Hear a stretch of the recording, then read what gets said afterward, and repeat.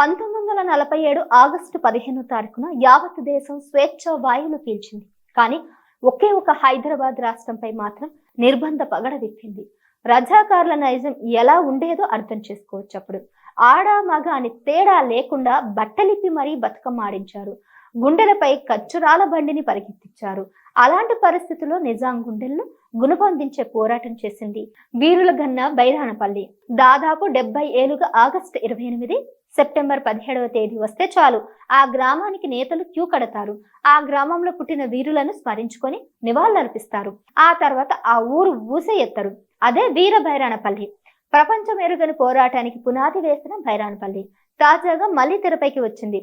September 17న Telangana విమోచన దినోత్సవం జరపాలని కేంద్రం ఏర్పాట్లు చేస్తున్నట్లు కూడా తెలుస్తుంది.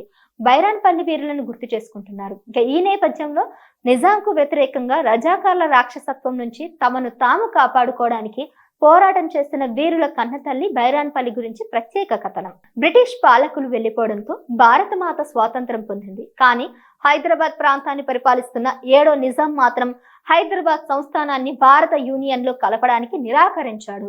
తనని స్వతంత్ర రాజుగా ప్రకటించుకొని పాలన కొనసాగించాడు. ఈ నేపథ్యంలో ప్రజల్లో స్వేచ్ఛాకాంక్ష పెరగడంతో మరింత నిరంకుశంగా వ్యవహరించాడు. దీనికి తోడు నిజాం సైనిక అధికారి కాసిం రజ్వీ వ్యక్తిగత సైన్యం, రజాకార్ల అరాచకాలు పెచ్చిమీరిపోయాయి. ప్రజల ఆస్తులతో పాటు మాన ప్రాణాలు దోచుకున్నారు. ఇలాంటి దారుణ పరిస్థితుల్లో నిజాంకు వ్యతిరేకంగా సాయుధ పోరాటం మొదలైంది. సాయుధ పోరాటానికి నాయకత్వం వహించిన కమ్యూనిస్టు పార్టీ పల్లెల్లో గ్రామ రక్షక దళాలు ఏర్పాటు చేసింది. చురుకైన యువకులను ఆయుధ శిక్షణ ఇచ్చి వారిని సాయుధాలుగా మార్చింది.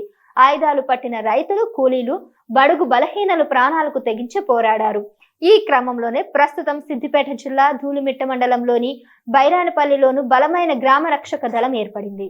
రజాకార్ల నుంచి తమ గ్రామాన్ని రక్షించుకోవాలన్న లక్ష్యంతో బైరాన్పల్లి వీరులు ఐక్యమయ్యారు.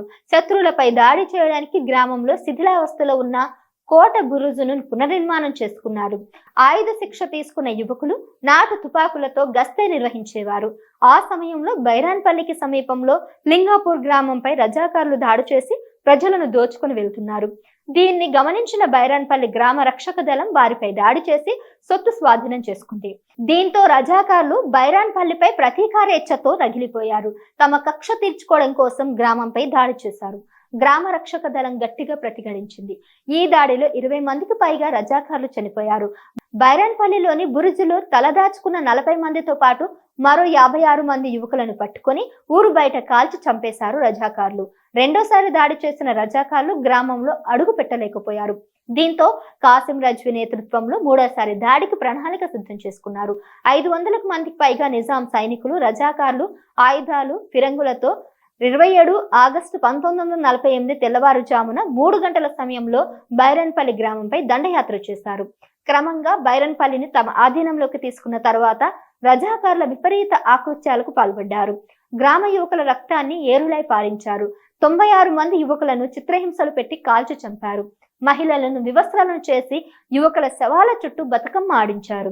రజాకార్ల చిత్రహింసలు తట్టుకోలేక కొందరు స్త్రీలు ఆత్మహత్య చేసుకున్నారు. ఆనాటి ఘటనలు గుర్తు చేసుకుని బైరాన్పల్లి వాసులు ఇప్పటికీ కన్నీటి పర్యంతం అవుతుంటారంటే ఎంత క్రూరత్వం రాజ్యమేలిందో అర్థం చేసుకోవచ్చు. బైరాన్పల్లి పక్కనే ఉన్న కూటిగల్లు పైన అప్పుడు దాడి జరిగింది. 22 మందిని రజాకార్లు పొట్టును పెట్టుకున్నారు. రికార్డుల ప్రకారం బైరాన్పల్లిలో 118 మంది చనిపోయారని చెప్తున్నారు. వాస్తవంగా ఈ సంఖ్య చాలా ఎక్కువగా ఉంటుంది. నరమేధం జరిగిన రోజు ఆ గ్రామంలో ఎటు చూసినా శవాలే ఉన్నాయని బైరాన్పల్లి వాసులు అంటుంటారు. ఈ నరమేధం అక్కడి కేంద్ర ప్రభుత్వం దృష్టికి చేరడంతో నాటి హోం మంత్రి సర్దార్ వల్లభాయ్ పటేల్ పోలీస్ యాక్షన్ కు రంగం సిద్ధం చేశారు. ఈ ఘటన జరిగిన 21 రోజుల్లో హైదరాబాద్ సంస్థానం భారత యూనియన్ లో విలీనమైంది. అందుకే ఇప్పుడు తెలంగాణ విమోచన దినోత్సవం జరపాలని కేంద్ర ప్రభుత్వం సంకల్పించింది.